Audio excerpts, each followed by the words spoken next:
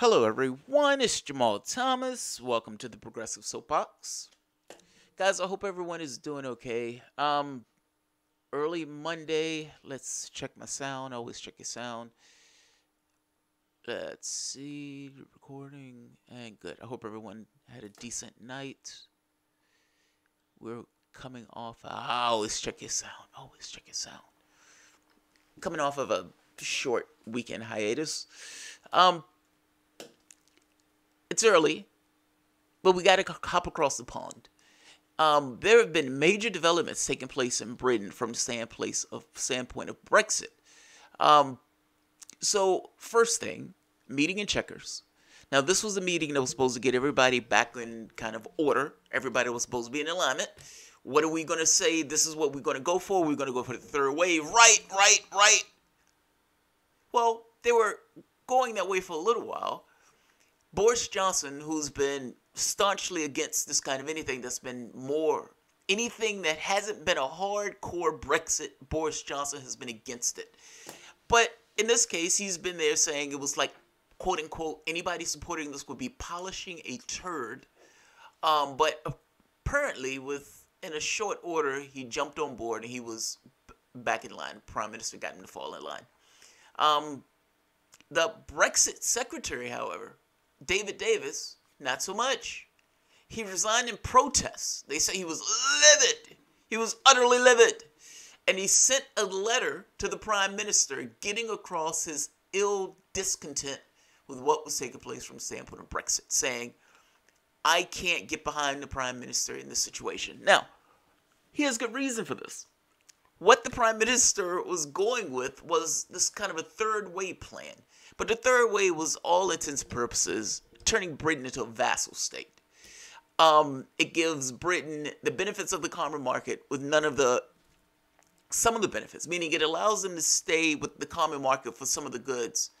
But for all intents and purposes, they have no control over the policies of Europe. Two things. There's what she's called facilitated customs arrangement, which is an odd plan in which he's going to somehow track the goods that are coming into the country that are going to stay in Britain versus the goods that are going into Europe. And she's going to apply tariffs to those goods or give refunds based on whether or not the goods staying in Britain or going into the other country. Meaning she's going to somehow meld the regulatory arrangements I'm saying this poorly. She's going to meld the tariffs that are supposed to be collected either from the EU or from Britain, and they're going to somehow make a determination on how much is supposed to be collected, depending upon whether you're stopping in Britain or going into one of the EU countries. I don't know how that's going to work. I suspect that's going to be rife for corruption, and there's probably going to be a large mill that's going to go of illegal goods going from Britain into the EU. Just my suspicion, but we'll see. Now, they're doing that because they don't want to put a border on Northern Ireland. They don't want to put a hard border. Fair enough. They're trying to come up with magic. That doesn't exist. And the EU has already said that is a no-go for the exact reason that I said it. How on earth are you going to tell exactly the products that are going to stay in Britain versus the products that are going to go elsewhere? And how do you collect the correct tariffs for that? And so that's somewhat skeptical. There's a certain amount of skepticism around that in the first place. The second part is more interesting. And it's essentially a EU-UK union. It's a common market, a common rule book.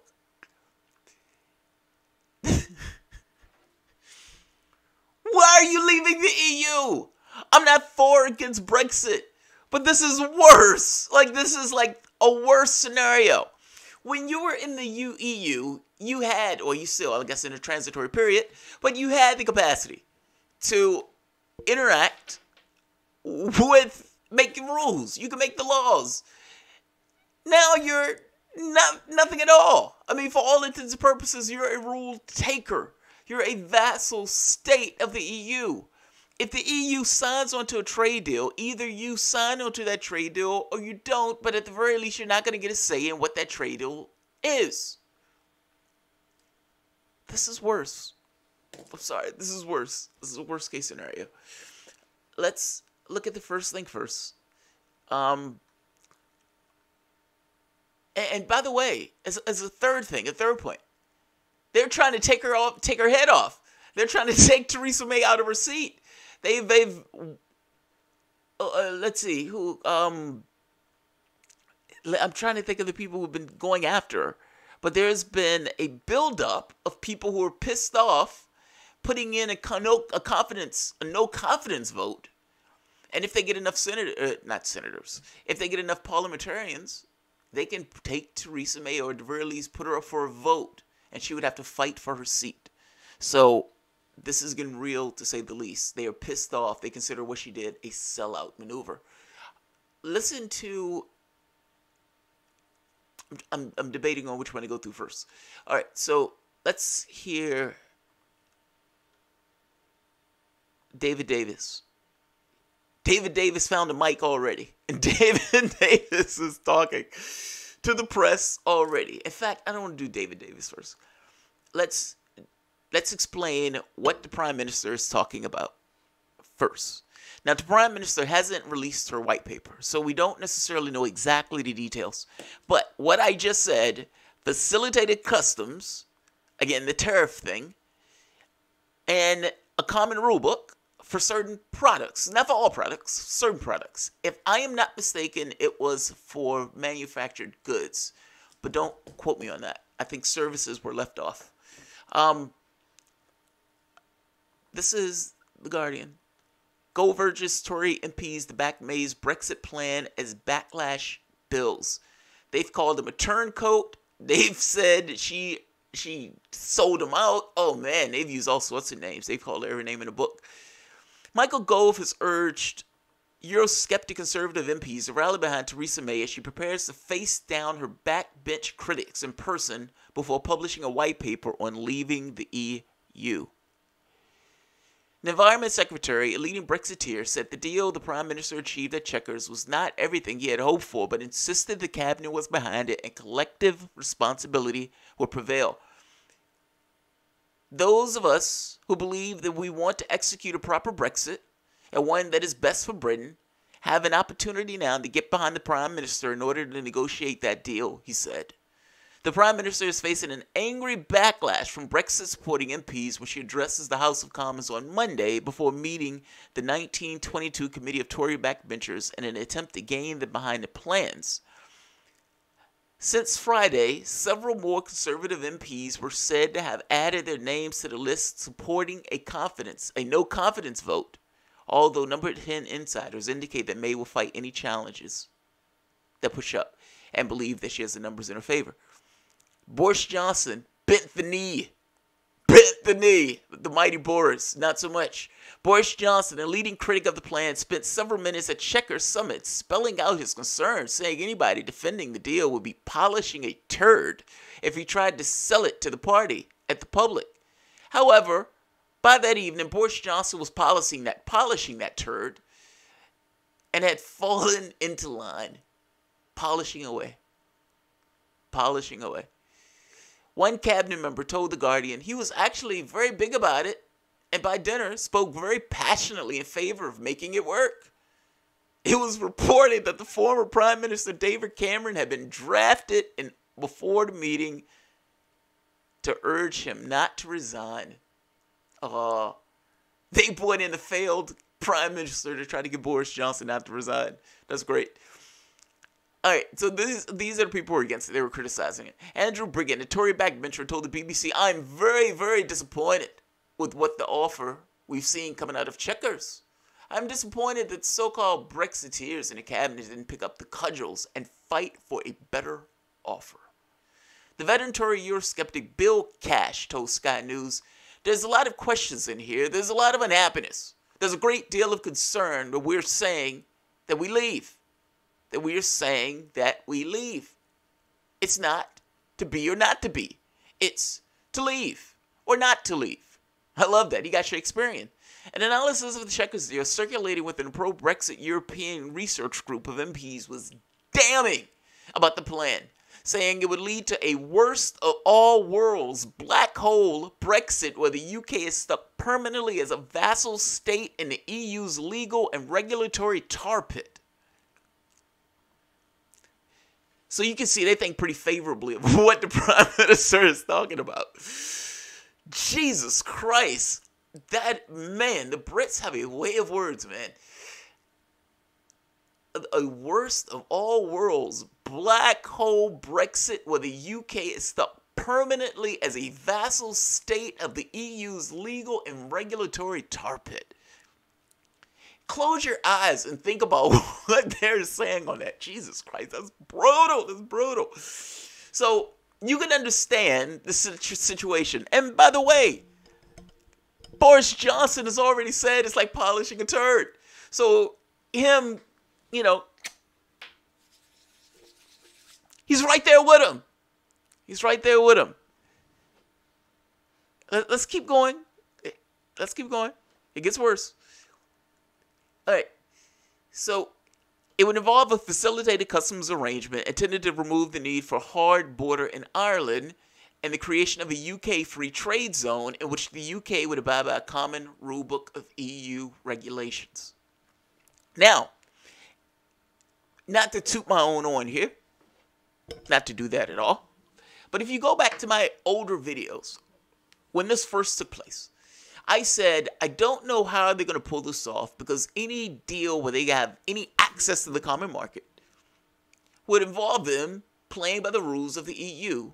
And the EU is not going to be in favor of essentially letting Britain break the rules, seeing as Britain left, and the EU is going to be like a bitter, you know, ex-wife or ex-boyfriend about it. Okay, guess who was right? This guy. This guy. They're not going to let you break the rule book. They're not going to bend the rules for you. They hate the fact that you left.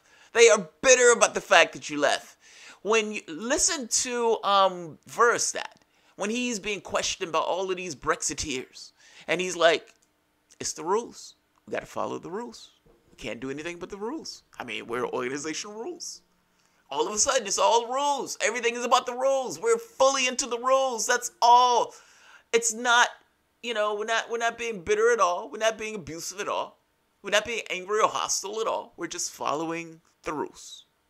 We're just a rules-based organization. That's it. That's all we can do. So that's what they're going to do. And that's what they've done. And Britain was stuck in this unenviable position of either we lose access to the market and retain our dignity as an individual, or we don't and remain a vassal state. Which one? At least in the other position, you had some level of influence in regards to what takes place in regards to policy. In this position, oh, Jesus Christ. Jesus Christ. This is oh, God, yeah. Theresa May sold you guys out. But look, to be fair to Theresa May, I don't know what you could have done.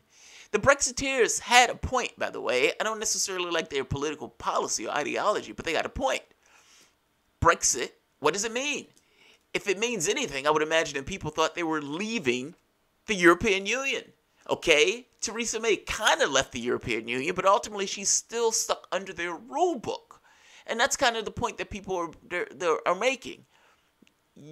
How can you have a free trade deal with another country if you're already in a trade deal in an odd way, not in a... That's what I mean. This is kind of a fudge. This is kind of weird. You're in regulatory alignment with the EU. I guess Theresa May can make the point of, look, at any point we can stop the regulatory alignment with the EU. Maybe. I mean, I don't know. It depends on what the white paper is. If this common market is more binding than just, you know, we follow your rules whenever we want to follow your rules, we have to see the white paper. All I know is at this point, Theresa May is talking about a common market, which essentially is we will still follow your rules, and facilitated customs, which is some kind of tariff thing that doesn't exist yet. And no, her cabinet doesn't like it. Let's keep going. All right, so let's listen to Davis himself. He's on Julia Hartley-Brewer show. And again, like I said, he found the first mic he could find. and he's going to explain why he's deeply unhappy. Why did you resign? Well, because the government policy, the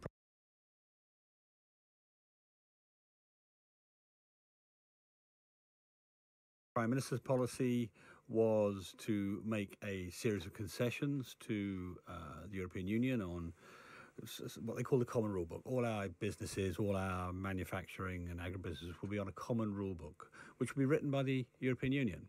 And although she said that the Parliament will have the vote on each rule, each law it accepts, truth, if they say no, firstly, let's say they say no to regulation on cars. All the cars then suddenly start being inspected at the border, so the so-called frictionless border evaporates. And of course, in some circumstances, it might actually trigger the so-called Northern Irish fallback option. That means Northern Ireland effectively being in a single market. Well, we can't have that. So there's a great sword of Damocles. So first off, that policy proposal I think is flawed. Secondly, there's a proposal to have a customs arrangement where basically we collect the European Union's taxes. Well, if that happens, then they'll insist the European Court of Justice oversees it. So that's... Listen to what he's saying. I am finding this conversation amazing. I've listened to this once before. Listen to this a second time. What he's saying is amazing because you must understand, he doesn't hate Theresa May. He's a Tory. Theresa May is his prime minister. He's been threatening to resign for God knows how long. I'm going to resign if you do this. I'm going to resign if you do this. Okay, I'm staying. Now he's finally got to the point. It's like the person who's talking about committing suicide. It's like, I'm going to jump today. I swear to God, I'm going to jump. And then nobody comes up and the person finally jumps. Well, he jumped. He is saying, look, if we're collecting tariffs, it is going to be overseen by the European Court of Justice, which means you're under the jurisdiction of the European Court of Justice. That's not leaving. And the other part, I want to play the other part again, but I'm just making the point that this is amazing. He's not doing this because he hates his prime minister. He's doing this because he's like, this is a fantasy. And your EU is going to dismiss it as a fantasy. He's like, it's a fraud. He's even using the term fraud. That's amazing. Let's play this again. I'm amazed by this. Theresa May is getting... Look, I want to talk about the implications of all this, by the way, because he said something that I've said early on, which shows... I'm not going to say how awesome I am on this. Look, some of this stuff is just... What would you do if it was brutal politics? Like, if you just looked at this stuff and said, okay, what are the people trying to accomplish, and what do they have access to in order to accomplish their goals?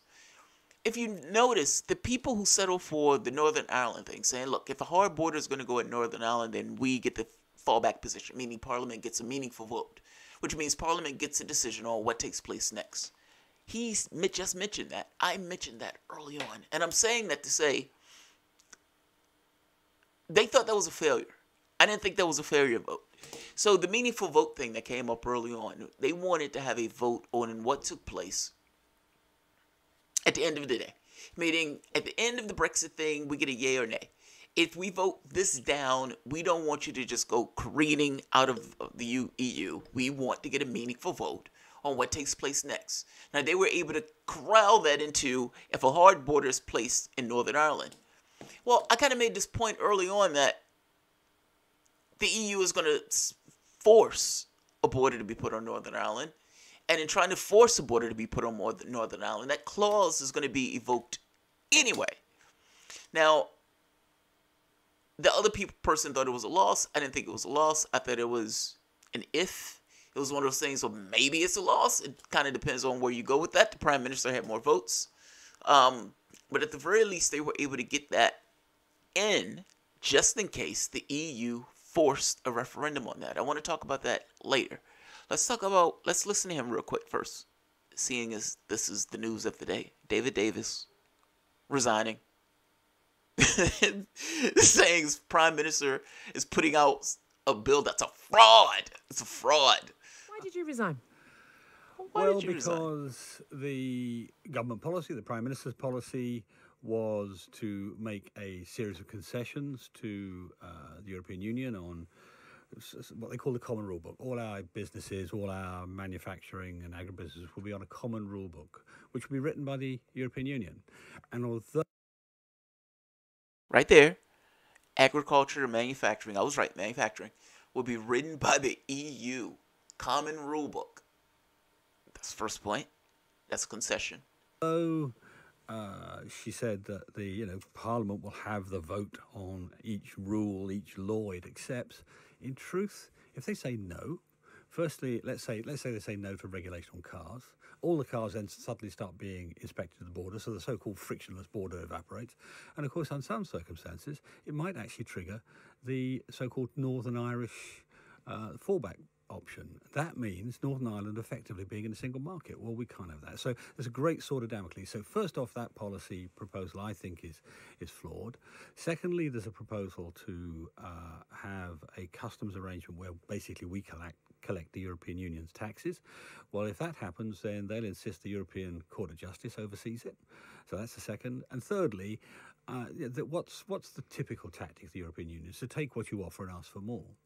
And at some point you have to effectively have an argument, have a conflict, and that's a high pressure point, and it'll be very scary and so on. But it needs to happen. Was it your view that there was simply no point carrying on in the job because you weren't achieving what you said went to the government to achieve? Well, I had a different view of what the policy should be. Indeed, we spent 7 weeks writing a white paper about exactly that, which is now going to be modified to take this on board.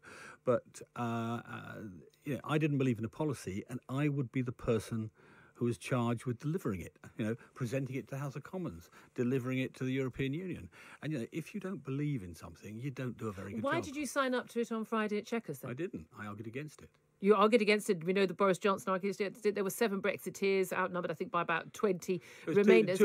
But you still signed up to it. There was still collective. We had no resignations on Friday night. There was still collective cabinet responsibility on Friday night. When you have an argument in cabinet and the majority tends to win, actually the Prime Minister always wins. It's actually the British rule. And there have been plenty of times, indeed, as my letter says, over the course of the last year or so, in which I have had different views on the policy, on various elements of the policy. But I came to the view that this was one step too far. But, if you're going to resign from cabinet and you're in an important job, as I was, then you take your time over it. You think about it. In my case, because I'm a Conservative, I go and speak to my president of my association and the chairman of my association.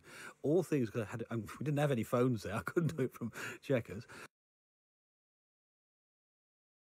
To be fair to him, also, there was a quote floating that they had taken cell phones and everything else, and the people were going to call taxi cabs for him. In case they were going to rebuff what the Prime Minister wanted.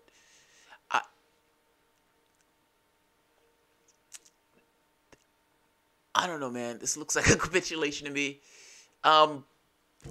Look, here's the other part. If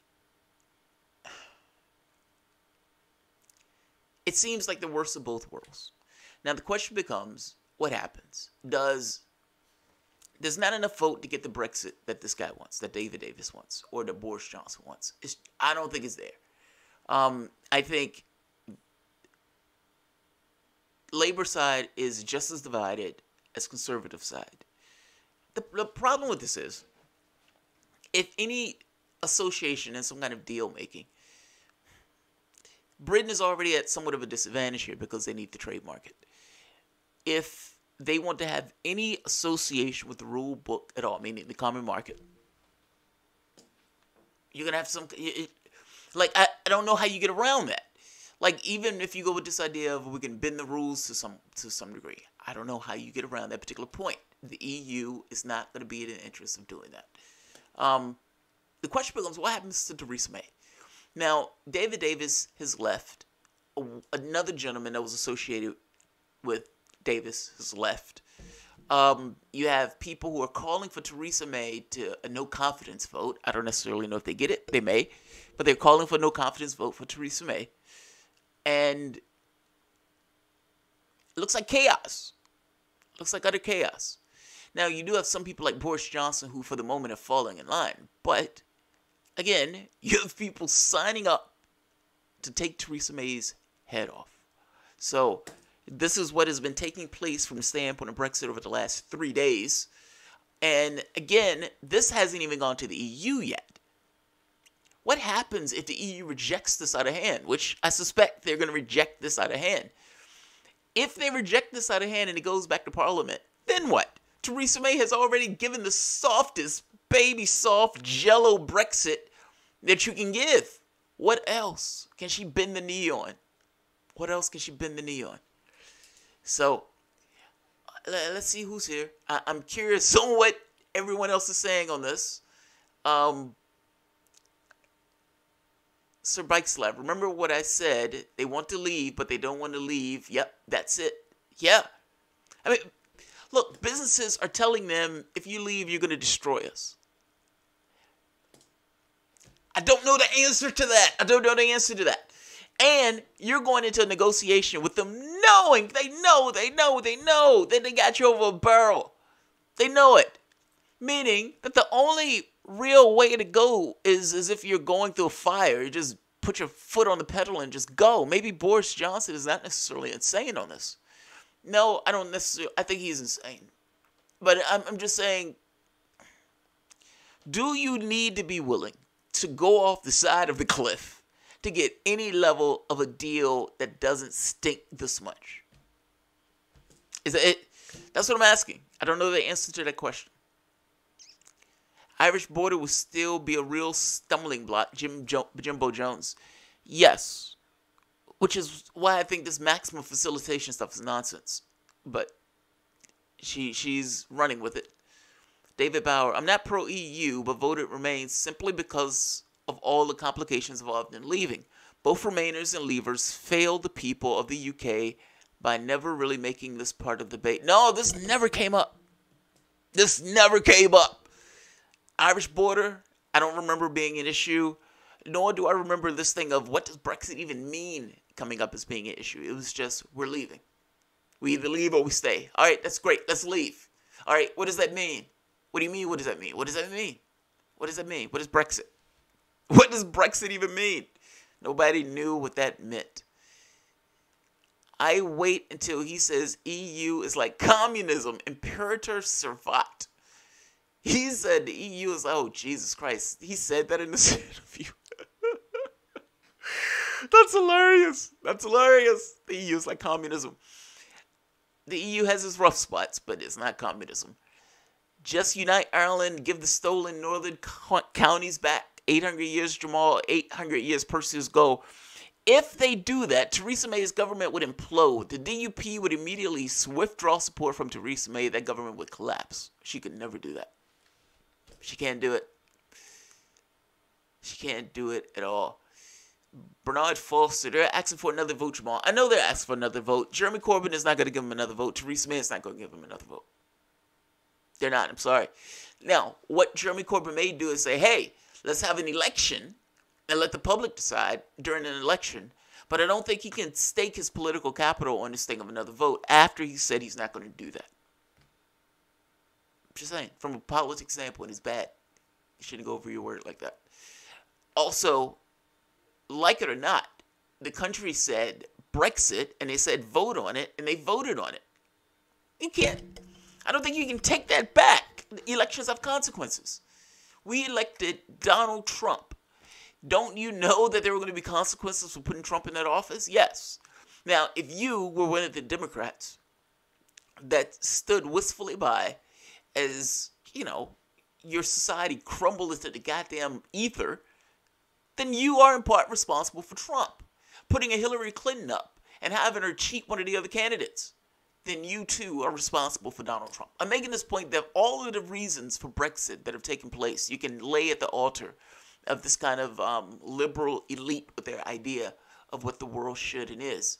Based on this idea of markets and neoliberalism and everything else. They thought the world was fucking lovely for them, and I bet it was fucking lovely for them. Well, the public got an opportunity to express their frustration and rage, and they expressed it by ripping you out of the EU. Brexit means Brexit, and the elections have consequences. These are consequences. These are consequences. I don't say that in a beautiful way. I say that as a kind of slight curmudgeon on my part. It's. I heard Tony Blair yesterday arguing for Brexit, which made me wanted to be immediately. Against Brexit, which immediately made me want to be for Brexit. But I'm not either. I'm not for or against it. And this is one of those cases I can just be kind of a fly on the wall looking at something that's taking place across seas. Look, there are consequences of Brexit. Like it or not, there are consequences. Even if they're only short term, there are negative consequences of Brexit. Now, I don't think there's no such thing as ripping your way from Brexit. Like, for example, assume for the moment that it's a job. Say it's a job that you hate. Say you've been working that job for 8 years and you've hated that job for the entire time you did it, but the job paid well, but you hated it. And then one day you decide you want to do something else and you try to rip yourself away. But in ripping yourself away, you realize, holy shit, I'm getting paid less. I have less access to the things that I need. But you may be happier. You may have more freedom to do what you want to do. The question becomes, how do you get your needs met? Now, the point that I'm making here is, ripping yourself away from the standpoint of the EU has a certain consequence associated with it. But the question is that consequence short-term or long-term? I don't think there is any situation where you were going to rip yourself out of the EU and just get away without any consequence. How do you manage it? And how do you make sure it's less? Like I said, I'm not for or against it. I don't want anybody to get injured or hurt. If the EU were like California, they'd take us back. Brexit was sold on lies. Poncho, most things are sold on lies. I'm sorry, most things are. I'm not saying this is good or bad. I'm not saying it's good. I'm just saying, look, think about it from the perspective of somebody who wants to win. At the point where it becomes a competition, what you're selling matters less than the win. I need to get this person elected. Great. How do I get this person elected? I magnify the beautiful aspects of this person. I lower and deflect the flaws. That's with pretty much anything. At some point, you get on this thing where you're building on ridiculousness. And yeah, it's what you got. It's like you inching your way into something that's not necessarily true. I guess I'm not saying that's good. I'm saying, if I was to sell a Big Mac, am I going to tell you how much fat is in a Big Mac? Probably not. Am I going to tell you how much protein a person gets from a Big Mac? I may tell you that, but I may not necessarily tell you that it's more than a person needs. I may tell you about the lettuce as being good for you. I may even tell you about the cheese as being helpful in some cases. But I'm not going to give you across to you that that meat is coming from a factory where an animal was abused. Nor am I going to tell you that the amount of fat that you're going to get is salt, sugar, all that stuff that you're going to get from one of those meals is going to end up killing you in 30, 40 years. It's how you sell stuff. It's how you sell stuff. The doctors used to sell cigarettes saying that smoking was good for you. Think about that shit. At that point, it's about winning. It's less about trying to sell the product. To some degree, that's on us. And the reason why I said to some degree that's on us, I mean, it's like a corporation or a company making small, minute changes that they think will advantage them a little bit more. But they can only make those changes if the public is receptive to those changes. Meaning, whatever they need to say in order to sell Brexit, the public had to be receptive to it. So, I mean, but I could be wrong.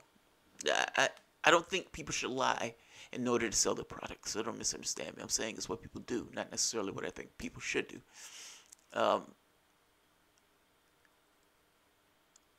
Winning matters more. The problem is that winning matters more. But that's a problem of culture. That's not a problem of the people involved. I hope that makes sense. There's a difference between culture and the people. Selling is built on lies, e.g. capitalism. In debate, selling ideas is based on the merit of legitimacy of your argument for a reason, because lying is easy. Lying is easy, but also what they're trying to get. The culture allows winning to matter more. I guess that's what I'm saying.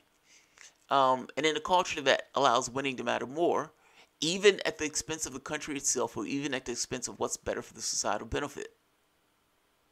That's what you're going to get. You're going to get people functioning to the degree that the culture tells them that they can function. But look, I don't want this to sound like I'm saying, yes, lying is good.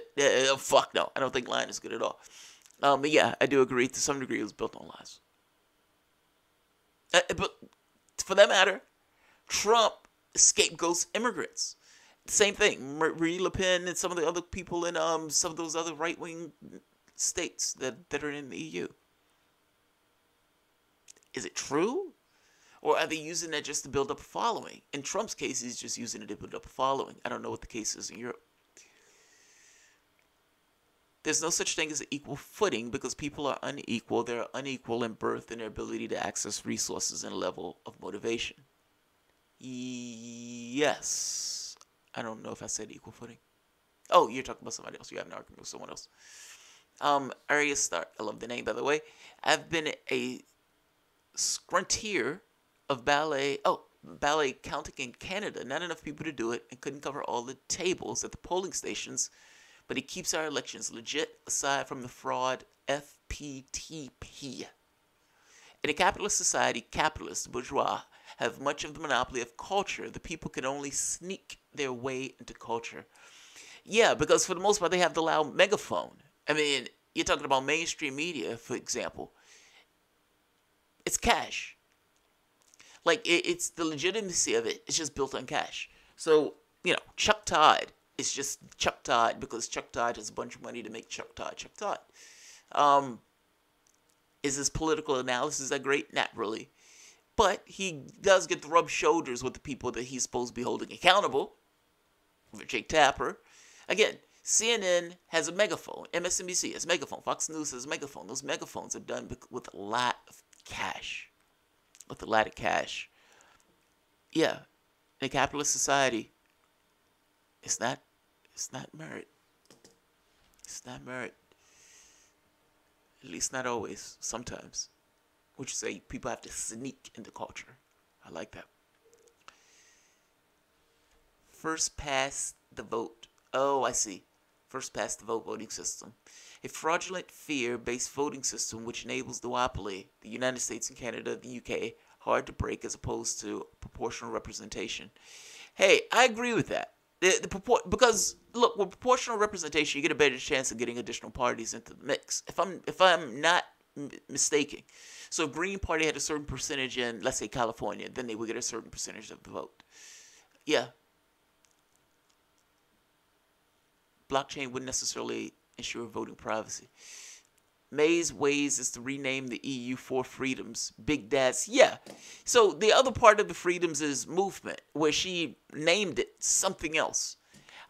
Look, I'm in this camp that think that the EU is going to reject this out of hand, but I could be completely wrong. Who knows?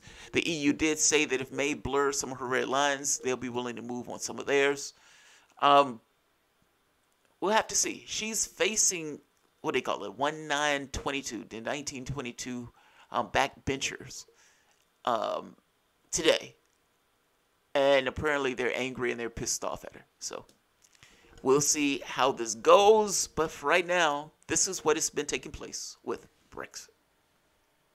So for freedom of movement across the EU borders, better check with Germany. Yeah, Germany has the carte blanche on that one. I think the secret ballot needs to go, to be honest. We need to be able to take stock of which neighbors dawn. What about alternative vote systems, Jumbo Jones? I'm okay with alternative vote systems. I just want fair elections. That's all I want. And I want to be able to know it's fair. Not think it's fair. Know it's fair. There's a difference in those things. When people can look at their vote and know that the person who they voted for is the person who they voted for. That's a real election system. And I don't necessarily think we have that with the voting machines that we have now. Though it needs to change. You have a lot of people on the far left, far right, some in between who look at the voting system and have questions about whether or not there's a certain integrity in the system.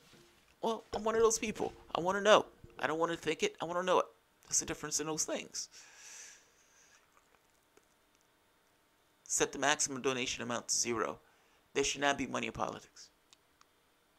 You should not be able to buy your candidates. I don't think that's even controversial. And yet, in the United States, for whatever reason, it's become the norm. You should not be able to buy your candidates. People are giving those candidates money for a reason. You have people who are in these public sector jobs. They're not getting a huge amount of money. Nancy Pelosi has $100 million in the bank. What is Nancy Pelosi doing in Congress? And why is she the head of the Democratic resistance, quote unquote, hashtag, in the House of Representatives? She has $100 million in the bank. She's in the Democratic Party. Who are you representing? Who are you representing? And why are you still working in the job that in no way pays you anywhere near the amount that you're getting? They're doing it because of the influence that it gives them to make laws. The laws are the things that are important in this process. The policies are the things that are important in this process. It's like hashtag resistance. Yeah, it's aggravating. Legislative resources and time. Give the candidates public money only in a set amount of time to run the red rabbit. Agreed. That needs to be a fundamental change in the way we go about electing our representatives.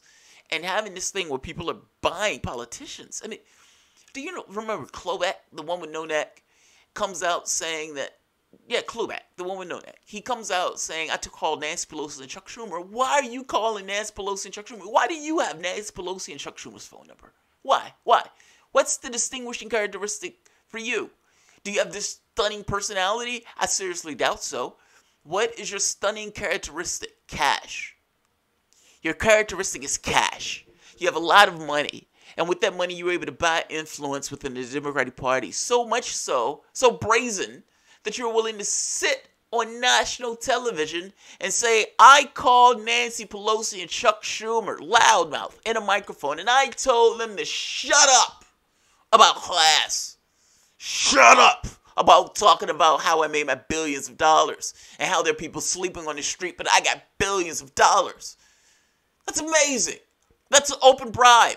I told them to shut up about an issue that they may need to talk about as elected representatives in this country. Think about that. The capitalistic class, plutocratic class, telling your elected representatives to shut up about a topic that may dramatically and directly affect you, your well-being. That's amazing. Utterly amazing. Yeah, Klobuchar. Pig is right. Pig is right. Got billions of dollars. The only thing he can talk about is, hey, I told him to shut up about talking about how I made my cash. Shut up. Trying to make this point of, though, how does he have their phone number? Don't believe that Republicans are better. They're not. The guy for, I can't think of the Republican's name, said the same thing. If we don't pass this tax bill, our donors told us to lose their numbers. That's the same thing. That's the exact same thing. All I heard when I watched was oink, oink, oink, C card. Yeah, that was a disgusting display C card. It really was. All right, I'm going to end this here because I have several more stories that I want to do today, and this was just an opening. Sir bikes a lot a day. Keep biking a lot a day. It is good for your health, and thank you very much. I appreciate it. All right, guys, I will see you all shortly. Probably back in about 10, 15, just enough time to set up for the next show. Thanks, guys.